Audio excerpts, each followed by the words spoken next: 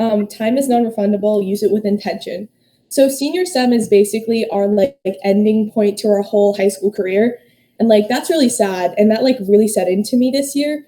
So my whole like message about this project was to step outside my comfort zone, and life doesn't begin until you step outside your comfort zone. So that's the whole point of senior SEM, is really like pushing yourself to the limit. And I believe I did with my project. So my project was learning how to knit and seeing the mental health benefits on it with adolescents. Knitting sort of has like the stigma on how it's like only for like older people, but usually it's, but I was like, I want to like break that stigma and see how it works itself for me. So when I made multiple like scarves and hats, so I'll pull this up. So I made like one of these hats with like pom pom and it's like reversible.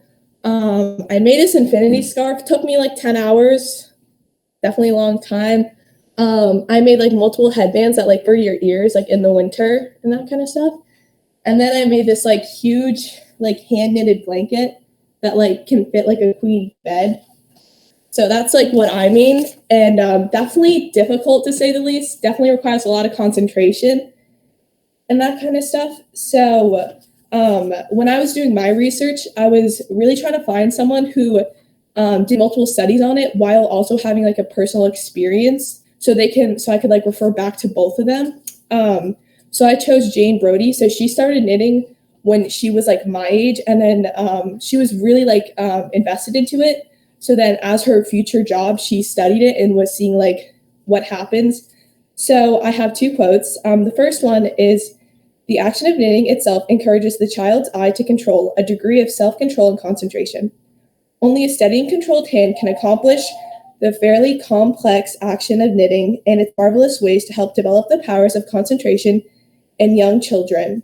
So basically what that's saying is when you're knitting, it requires a lot of concentration and control of the hand because you are making very tiny stitches for a long period of time. So for like my scarf, I had to do 40 stitches for each row. And there's like, how many rows? At least like 500. So definitely requires a lot of concentration, because if you mess up, and you usually don't notice that you mess up until like 5 more rows, then you have to like pull it all apart, and it's honestly a pain. But after a lot of repetition that I personally noticed in myself, I could multitask with it. So I could knit while like watching TV or talking to someone. Also, another scientific quote that Jane Brody said was, "More serotonin is released with repetitive movement, which improves mood and sense of calmness. After you've knitted, it can reduce blood pressure levels." So basically, I noticed this in myself as well.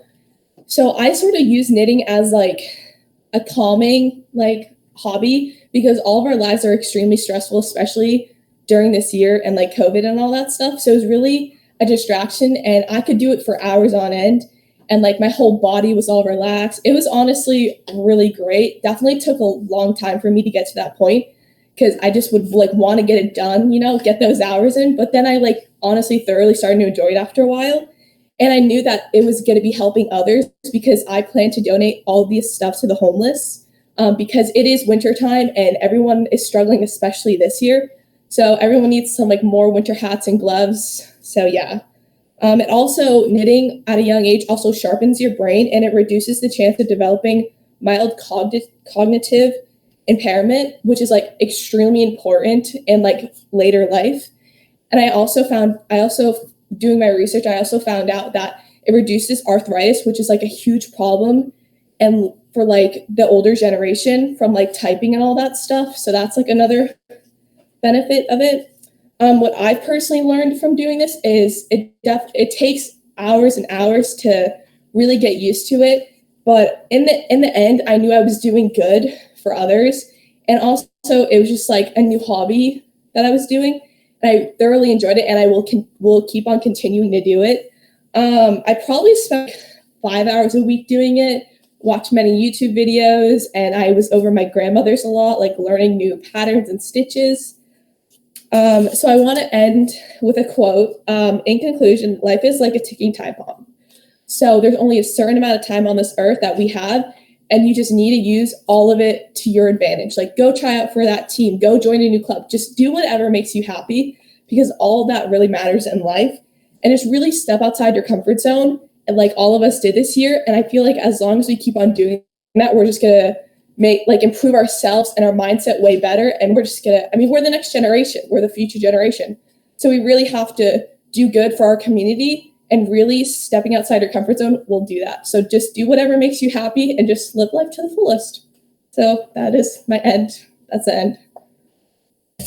Thank you, Gabby. That was an awesome project, and I love that we got to see some of the things that you created over the course of the semester. Looking at them must make you feel really proud.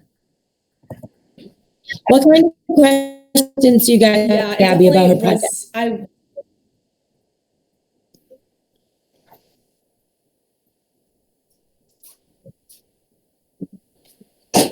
I got one.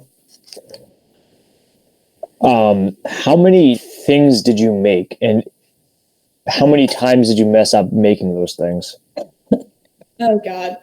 So I made 2 hats, like a huge knitted blanket, 4 like headbands, and then 2 scarves. I definitely messed up. I remember I was one time into like this huge scarf, and I messed up like 5 times, and I kept like dropping the stitches. So I had to like pull it all apart. So I messed up like so much, but I knew that like I was doing good for others and I enjoyed it. So it didn't really matter. So yes, I definitely did mess up a lot. I also have a question. Gabby, what was your favorite thing you created that you knitted? I don't know. I think the hat. I think my favorite part of it was like making the little pom-pom at the top and like incorporating the 2 different colors. I think it's like more of like a slouchy hat, but probably the puffball. It was fun. Definitely difficult. I messed up multiple times, but that was probably my favorite part of it. That is so cool. I can't believe you made your own giant pom-pom. That's awesome. Isaac,